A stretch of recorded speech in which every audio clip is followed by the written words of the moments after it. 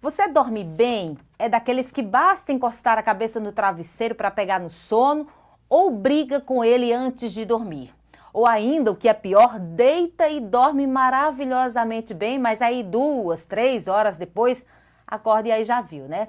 Rola na cama e não consegue pegar no sono outra vez.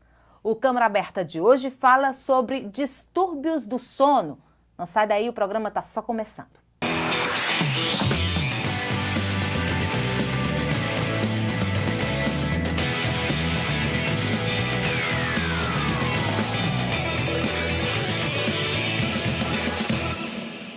Olá, seja muito bem-vindo você que está em casa nos acompanhando. Aqui com a gente o psiquiatra especialista em medicina do sono, Dr. Bruno Moura Lacerda. Seja muito bem-vindo ao Câmara Aberta, primeira vez aqui com a gente, né, doutor? Primeira vez, agradeço a oportunidade, Miriam. Que bom.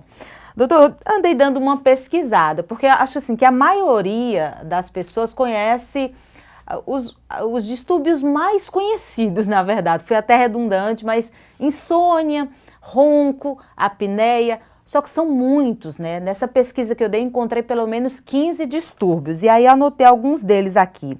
Tem narcolepsia, não é isso? Tem o sonambulismo, terror noturno, transtorno alimentar noturno, paralisia do sono, distúrbio de comportamento do sono. Mas aí a gente vai começar pelos mais conhecidos, aqueles que chegam no consultório. Quais são, doutor? Bem, Miriam, assim, são cerca de 85 distúrbios relacionados ao sono. Os distúrbios mais comuns são insônia e um distúrbio respiratório do sono, que é conhecido como apneia obstrutiva do sono. Mas mesmo assim, sendo distúrbios alguns mais comuns, as pessoas ainda desconhecem que esses distúrbios existem, que tem tratamento, que existe um profissional habilitado para acompanhar, né, o paciente. Então, um momento como esse é muito importante para a gente estar divulgando, né, esse tipo de patologia. A insônia, ela é uma patologia que acomete cerca de 30% da nossa população. E é o distúrbio mais comum por quê?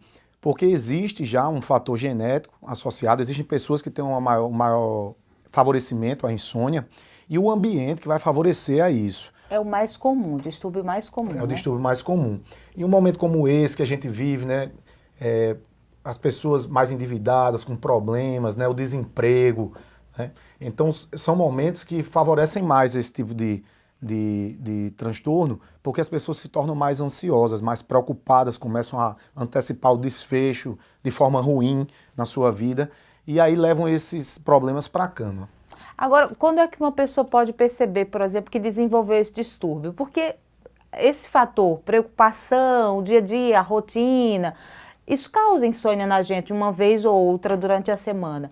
Quando é que isso se tornou um problema, um distúrbio? Isso. A gente fala em transtorno quando começa a gerar um prejuízo funcional, um prejuízo no dia a dia da pessoa. E claro, deve haver uma frequência.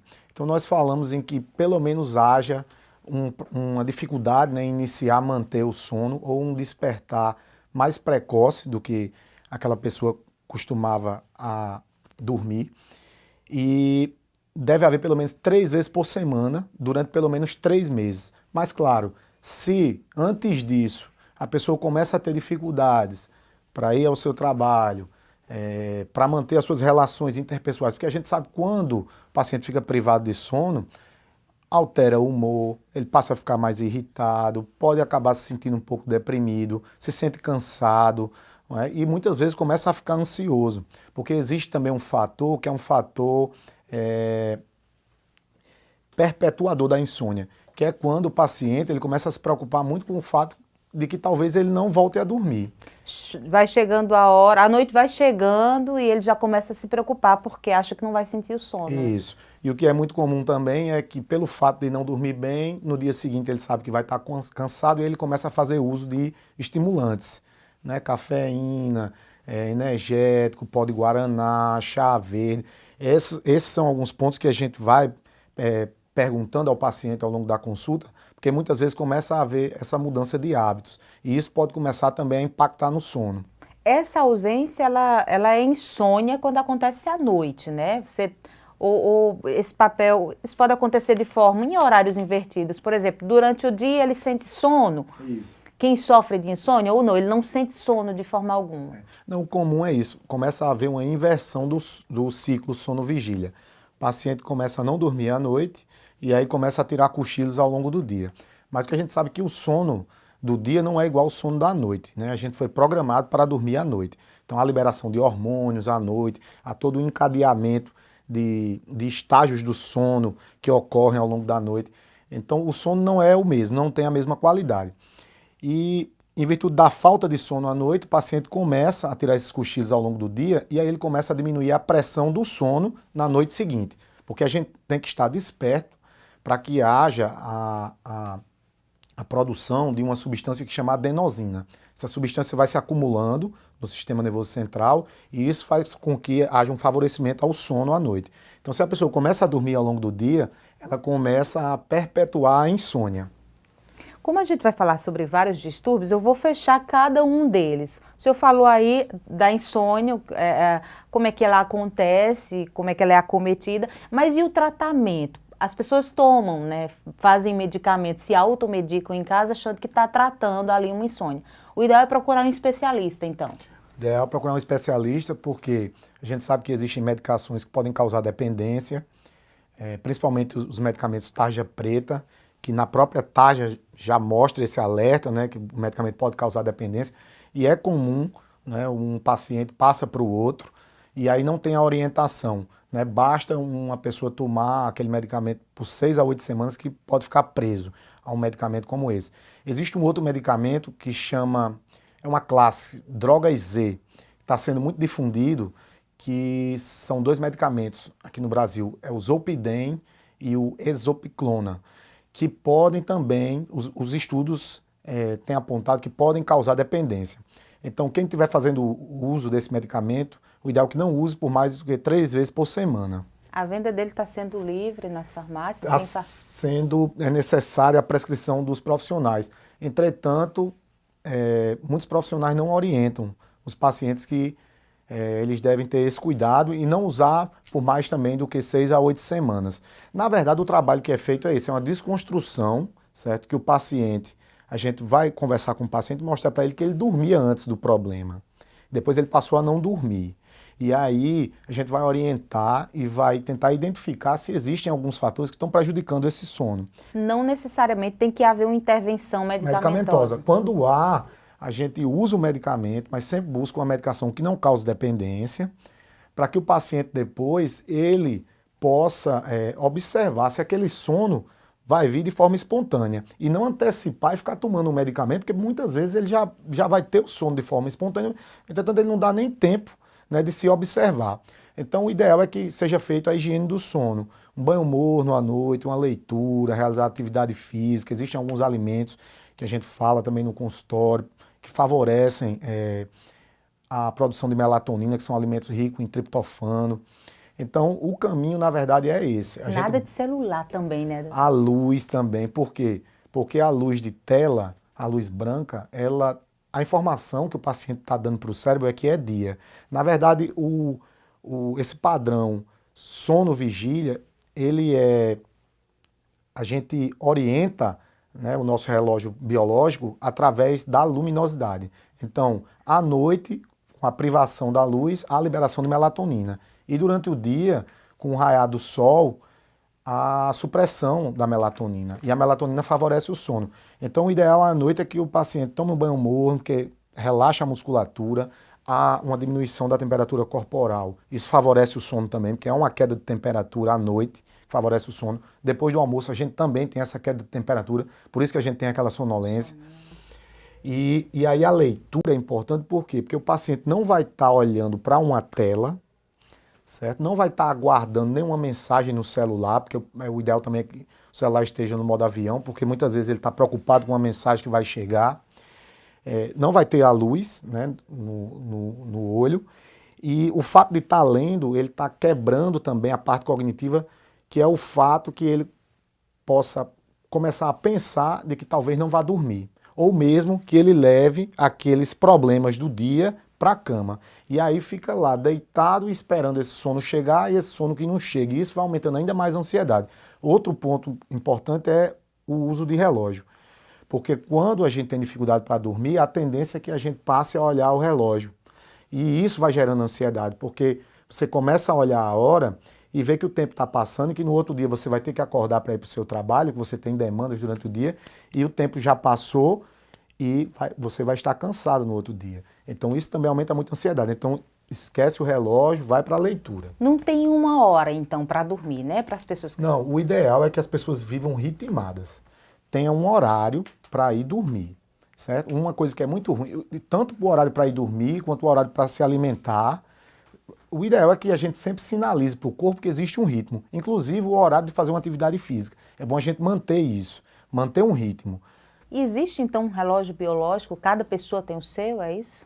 Isso. Nós temos, né? Nós temos o relógio biológico. E isso é uma fonte de estresse até, o fato de saltar refeições, entendeu? Porque há um ritmo, o nosso ritmo, existe uma ciclicidade e existe essa relação com o claro e escuro e com a alimentação. Então o ideal é que a gente tente manter essa ritmicidade. Agora, doutor, dormir e acordar em vários períodos durante a noite, mas também conseguir dormir, isso é insônia? Porque a insônia a gente caracteriza aquela pessoa que não consegue dormir à noite, passa a noite acordada, até fazendo alguma atividade porque não consegue dormir.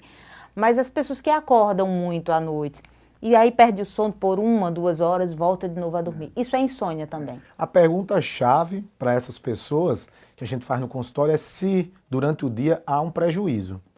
Como é que você acorda? Se você acorda bem, então não houve prejuízo algum. Ah, o meu sono me reparou. Mesmo assim, eu me sinto reparado. Então não há problema. Certo? Essa questão de número de horas, que é muito comum, né? As pessoas, eu queria saber quantas horas são necessárias. São necessárias o número de horas que você consiga acordar e se perguntar, eu acordei bem? Acordei bem. Então, se foram 6 horas, se foram 7, se foram 8, se foram 9... Então, cada pessoa tem um organismo, reage de uma forma. Né? O mais comum são 7, 8 horas. Mas não é obrigado que todo mundo tenha que dormir 7, 8 horas. Algumas pessoas têm que dormir mais horas, outras menos. Né? A gente estava conversando um pouco antes, aqui, inclusive falando sobre os adolescentes. Pronto, no período da adolescência, é comum que os adolescentes durmam um pouco mais, eles precisam de um pouco mais de horas. E às vezes eles têm que ir mais cedo para o colégio. E isso começa a gerar uma privação de sono para isso. Okay. Entre os distúrbios que a gente já citou, a gente falou da insônia até agora, mas aí tem o ronco e a apneia, que são também bastante conhecidos. Estão ligados ali? Um tem relação com o outro ou não? O ronco, a maioria tem, né, eu acho. Na verdade, olha, existem pessoas que ainda hoje acham que dormir bem é roncar, né? Se existe dormiu tão bem aquela... Que roncou a noite inteira. Que roncou a noite inteira, entendeu? E é como também se fala... para quem tem insônia, né? Na verdade, não é nem para quem tem insônia, é que existe a nossa cultura, né? Enraizado da nossa cultura de que Deus ajuda quem cedo madruga, né? Quem dorme perde tempo. E que, na verdade, não é assim. O sono é importante para reparar a gente. A gente tem que dormir bem para render bem.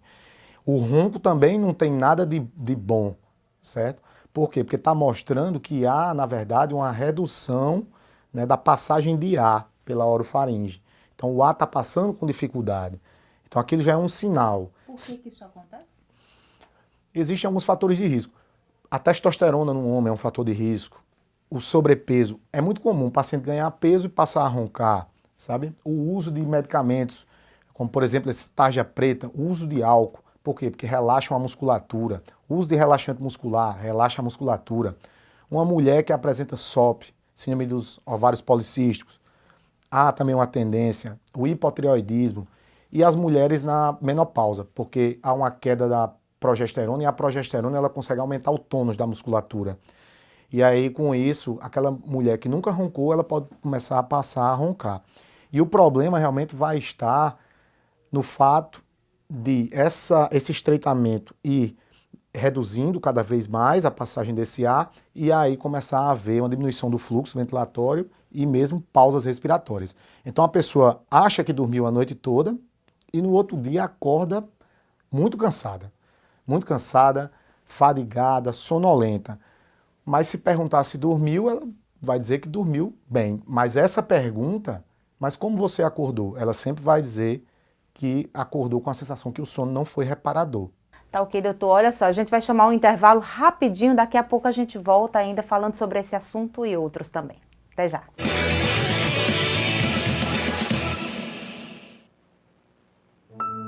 João Pessoa é um lugar de muitas conquistas. Melhor capital para se viver no Nordeste. Modelo de gestão na América Latina. Cidade criativa reconhecida pela Unesco. Agora, venceu mais um desafio. João Pessoa foi destaque na redução da extrema pobreza no Nordeste, com um dos melhores resultados do país. Uma queda de 25% é com acesso à moradia, educação, novas oportunidades, que se faz uma capital humana.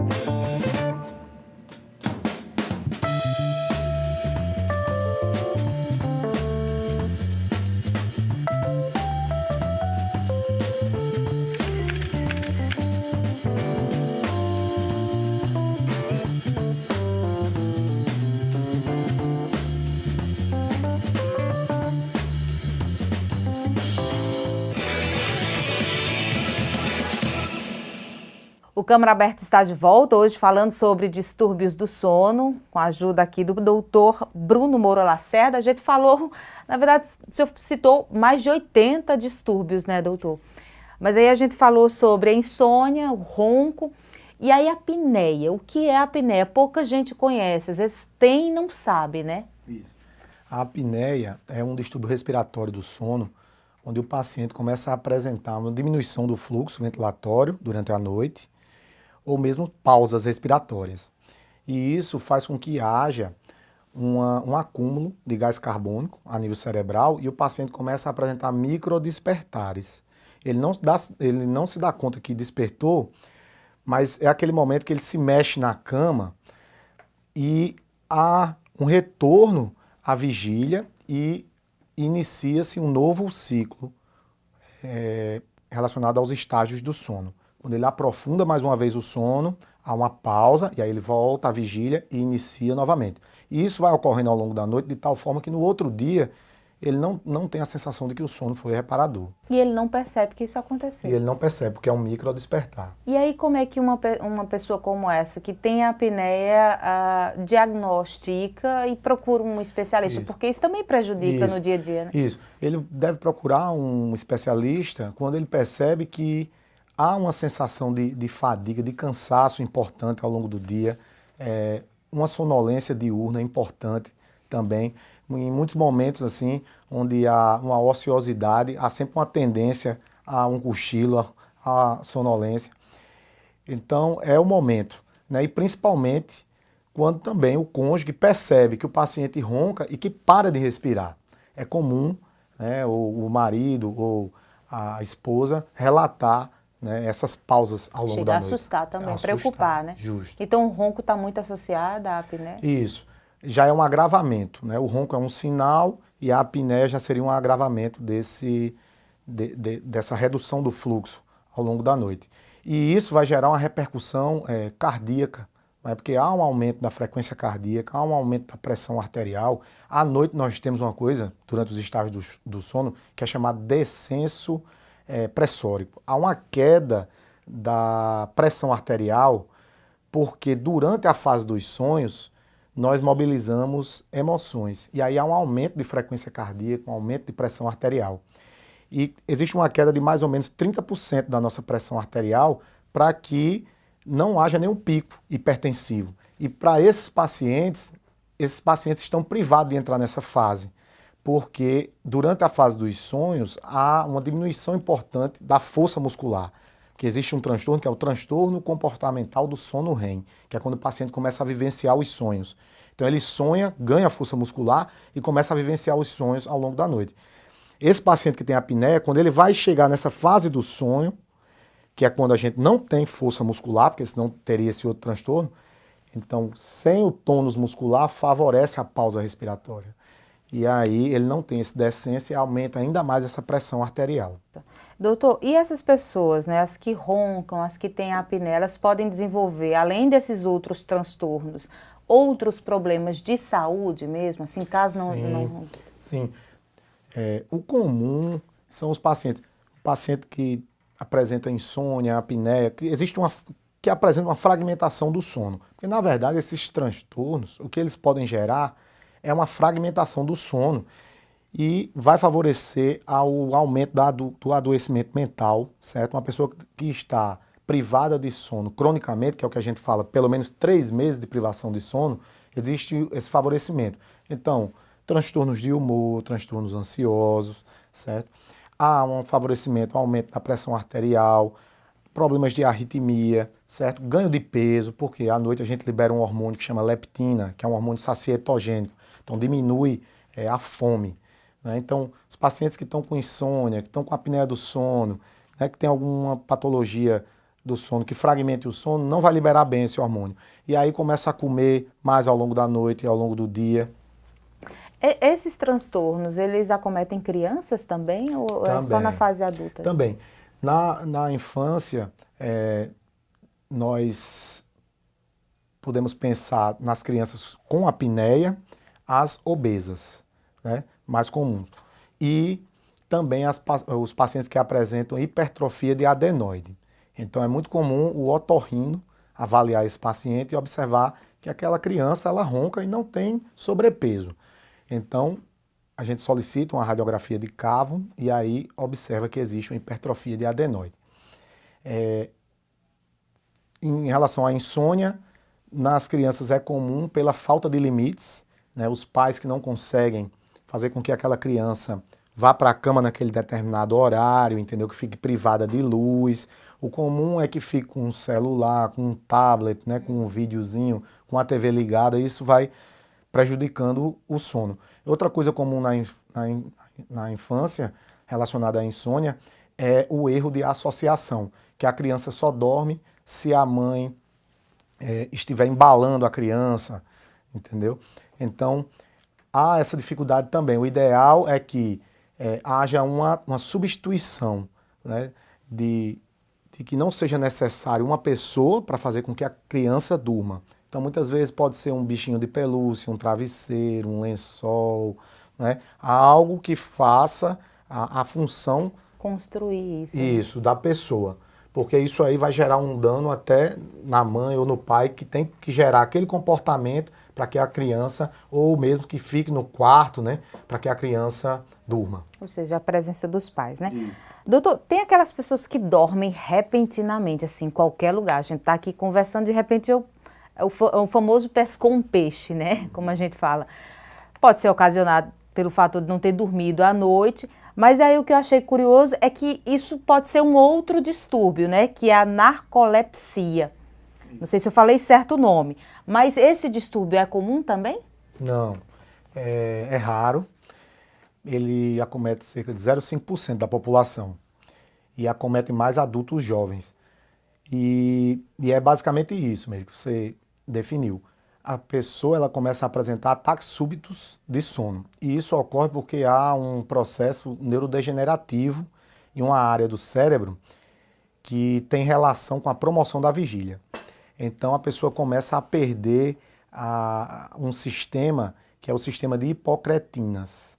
E essa patologia ela é diagnosticada a partir, né, de um exame do sono, seguido de um outro exame ao longo do dia, para que a gente possa perceber que esse paciente realmente tem esse favorecimento e que nesse momento que ele apresenta esse ataque súbito de sono, ele entra no sono REM, que já é o estágio do sono. E é um sono mesmo? É um Ele sono mesmo. começa a dormir? Isso, ele tem um ataque súbito de sono e pode estar associado à cataplexia, que aí fica até mais fácil o diagnóstico, que é quando o paciente perde a força muscular.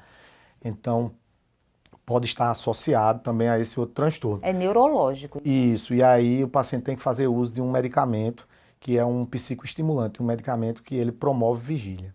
Nesse caso, tem que fazer intervenção mesmo, né? É, farmacológica, se for apenas a cataplexia, a narcolepsia. Se for com a cataplexia associada, aí nós teremos que fazer uso também de um outro fármaco, e em geral são utilizados medicamentos antidepressivos, para impedir essa perda de força muscular. Nesse caso, para diagnosticar, a pessoa que está próxima ou você mesmo pode identificar isso? Por exemplo, eu conheço pessoas que adormecem, que dormem durante uma conversa, num café, mais tarde descobriram um problema neurológico, enfim.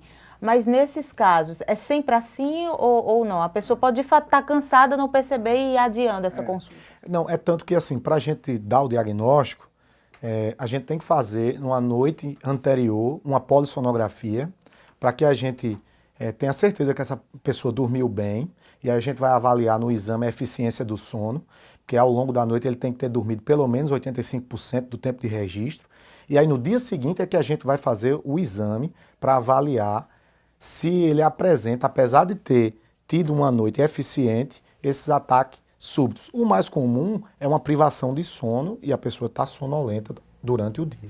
Doutor, distúrbios do sono, eles são diferentes assim entre homens e mulheres? Ou os dois estão ali para serem vítimas, né? Na verdade, existe assim, as mulheres têm mais, são mais propensas à insônia, certo? E os homens são mais propensos à apneia obstrutiva do sono. Isso por conta da composição hormonal, né? Os homens, pelo fato de terem testosterona, apresentam maior favorecimento a ter esse estreitamento da via aérea. Enquanto as mulheres, como elas apresentam uma alteração cíclica, né, mensal, então há um favorecimento à insônia. E aí é uma questão que, se nós unirmos os dois, a mulher com insônia e com um marido que ronca, então é bem complicado, né? Os dois vão se prejudicar aí, né? Isso. Entre os outros distúrbios tem um outro aqui, o sonambulismo. É real, ele acontece, né? Porque as pessoas criam muitas histórias às vezes, até quando é criança. Eu segundo familiares, já me disseram que eu já fui sonâmbula um dia. Sim. Nunca cheguei a confirmar isso. Mas acontece? As crianças são as maiores vítimas ou não está associado? A infância e a adolescência é o período onde a gente observa a maior proporção, né, do sonambulismo. A gente pensa também nessa questão ainda de uma imaturidade, sabe, entre os estágios do sono, e aí há uma ausência de dissociação entre os estágios do sono. E aí a criança entra nesse estágio, nesse estado, né, em que ela está dormindo, num estado entre o sono e a vigília. Ela está dormindo, entretanto ela ganha força muscular. E levanta. Levanta e geralmente ela vai realizar comportamentos complexos, né, automáticos. Então, se ela vai para o colégio, ela desce, abre a porta do quarto, desce uma escadaria, vai até o carro, ela pode fazer todo esse trajeto, inclusive pode pegar a chave do carro, entrar no carro, sentar no carro, entendeu? O problema do transtorno realmente é quando há uma recorrência, né? Começa a haver uma frequência, essa criança começa a se machucar, né? Ou mesmo começa a haver um sofrimento psíquico, porque existem pessoas que sofrem com isso, né? Que não querem estar fazendo movimentos involuntários ao longo da noite. Os riscos mesmo de cair da escada. Isso, entendeu? Então, mesmo quando a gente medica, certo? A gente sempre orienta aos pais que é preciso ter as telas de proteção, tirar as chaves da porta, porque a criança pode ir e de forma automática abrir uma porta, abrir uma janela, apesar de estar medicada. Tirar objetos pontiagudos do quarto, certo? Então existe uma série, né, de precauções que nós devemos tomar para evitar um dano maior. E o sonambulismo, assim, uma vez você adquirido este distúrbio, ele não tem tratamento? A pessoa cresce com... Não, 4%, né, dessas crianças, elas podem continuar até a idade adulta, certo? E aí, para essas pessoas é que muitas vezes a gente tem que medicar. E a gente sabe que o que favorece mais ao sonambulismo, existem períodos de maior exacerbação, são os períodos de estresse. Então, para a criança, febre, né? Para o adulto, o estresse acadêmico, para o adolescente, o estresse acadêmico, né? Para o adulto, o estresse laboral. Mas não há o que se preocupar, então, para os pais que identificaram isso na criança? Os pais devem se A preocupar? preocupação maior é o risco, na verdade, de acidentes, né? Bom, tem outros, a gente ficaria aqui por mais 2 horas, talvez, conversando. A gente pode, inclusive, marcar outro Claro. programa para falar sobre esses distúrbios, né, doutor? Isso. Agradeço demais, vou ter que encerrar agora, mas muito obrigada pela participação do senhor. Eu que agradeço, Meire. É isso, vou ficar devendo, então, para a gente continuar falando sobre esse assunto. Agora, se você gostou do programa, quiser rever ele, já sabe, é só acessar o nosso YouTube, TV Câmara JP, lá tem todos os nossos programas, também ficar ligado nas nossas redes sociais e, claro, aqui, né, na TV Câmara. Até a próxima!